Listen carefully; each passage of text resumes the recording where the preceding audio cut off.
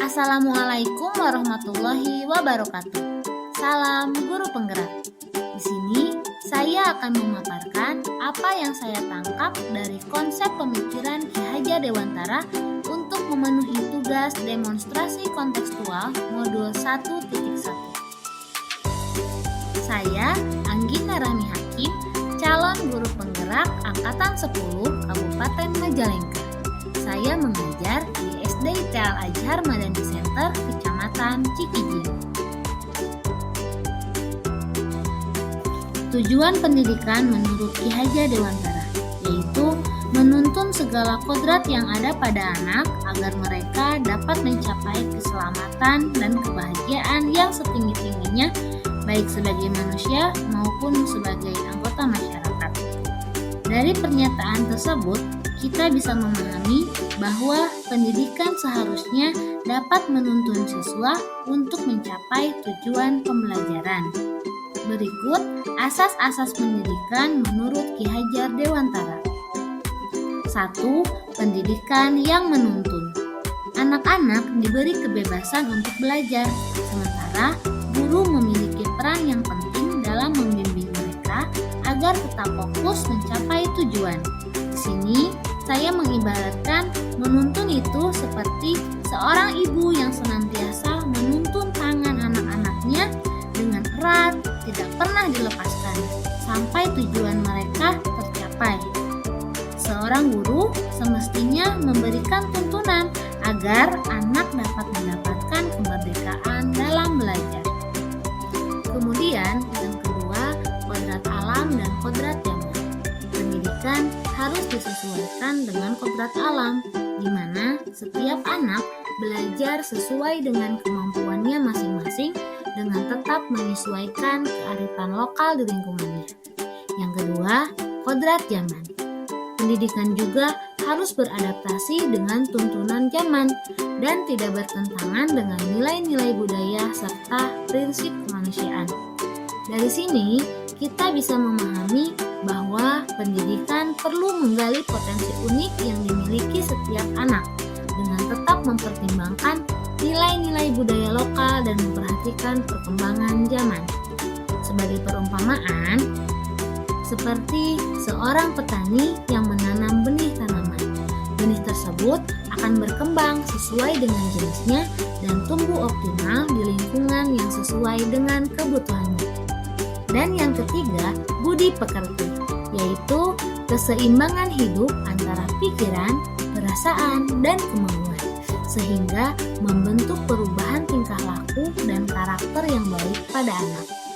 Seorang guru harus dapat menjadi penuntun dan panutan bagi muridnya, seperti moto di sekolah kami, "Children see, children do."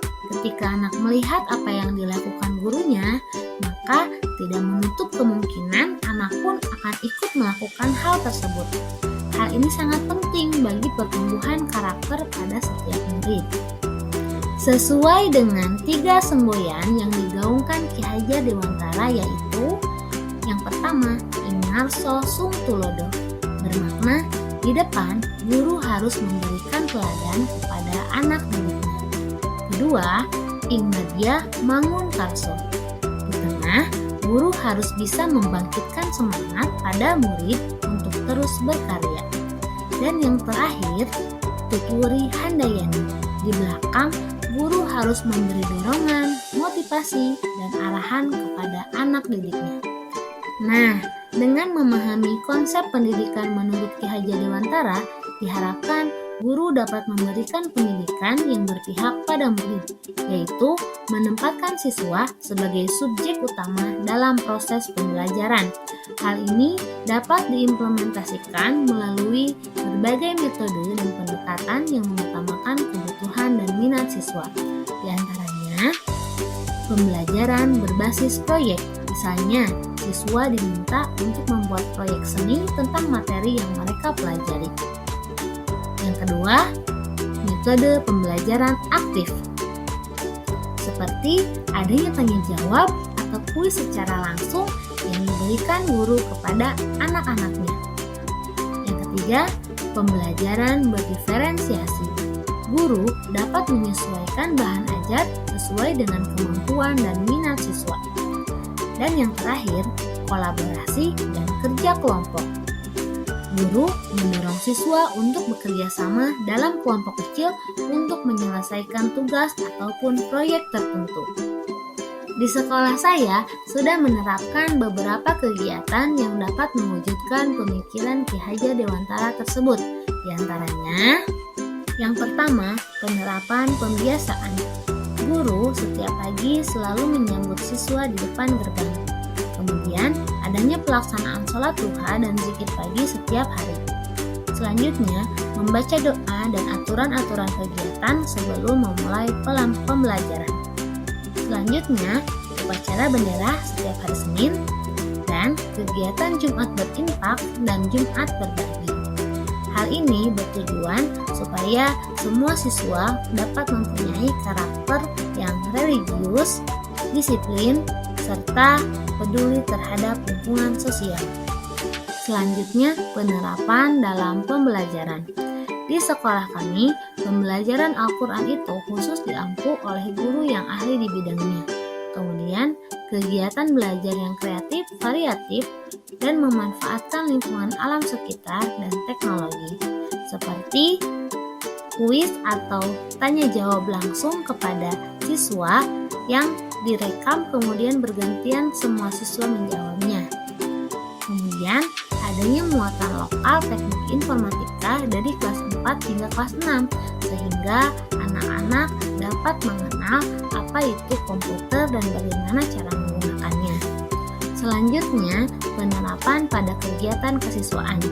Kegiatan kesiswaan di sekolah kami bervariatif, dengan tujuan dapat meningkatkan kemampuan, kreativitas, dan keberanian siswa untuk tampil di depan umum.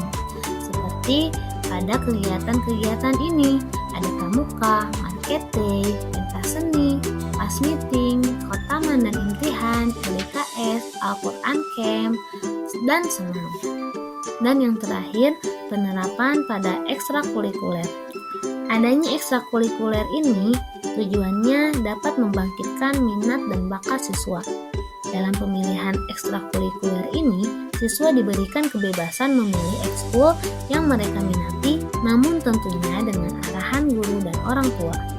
Ada beberapa ekstrakurikuler yang ada di sekolah saya, diantaranya karate, silat, voli, futsal, English dan Arabic Club, Fun with Math, pramuka, angklung, dan dokcil. Namun, dalam pelaksanaannya, penerapan pemikiran Ki Hajar Dewantara ini tentu ada tantangan, diantaranya 1. Perkembangan zaman yang dinamis, menuntut pendidik untuk bisa menyesuaikan diri terhadap perkembangan tersebut, khususnya perkembangan teknologi. Yang kedua, kurangnya pengetahuan nilai-nilai karakter, bahwasanya pendidikan karakter itu bukan hanya terbentuk di sekolah saja, melainkan lingkungan keluarga merupakan elemen penting dalam pembentukan karakter anak. Oleh karena itu, terdapat beberapa harapan yang bisa menjadi solusi dari tantangan tadi. Di antaranya, 1. Guru mampu mengembangkan diri atau meningkatkan skill, khususnya dalam hal teknologi. Misalnya, dengan bertanya kepada rekan sejawat atau mengikuti seminar maupun pelatihan yang berkaitan sehingga menciptakan pembelajaran yang kreatif, inovatif, dan menyenangkan. Yang kedua, melakukan sharing antara pendidik dan orang tua, saling menciptakan kerjasama dalam proses pendidikan anak, bahwasanya pendidikan karakter anak itu dapat terbentuk dengan baik jika guru ataupun sekolah berkolaborasi dengan orang tua. Oke, kesimpulannya adalah dengan kita mengimplementasikan pemikiran Ki Hajar Dewantara di sekolah, guru dapat membentuk suasana belajar yang mendukung perkembangan anak secara holistik. Siswa dapat menjadi lebih aktif dan bersemangat dalam proses pembelajaran, serta dapat membantu siswa dalam pengembangan keterampilan tanpa mengabaikan nilai-nilai budaya lokal dan tetap mengikuti perkembangan zaman dan teknologi. Baik, Mungkin cukup sekian yang saya sampaikan dari video ini. Salam guru penggerak, tergerak, bergerak, menggerakkan. Terima kasih. Wassalamualaikum warahmatullahi wabarakatuh.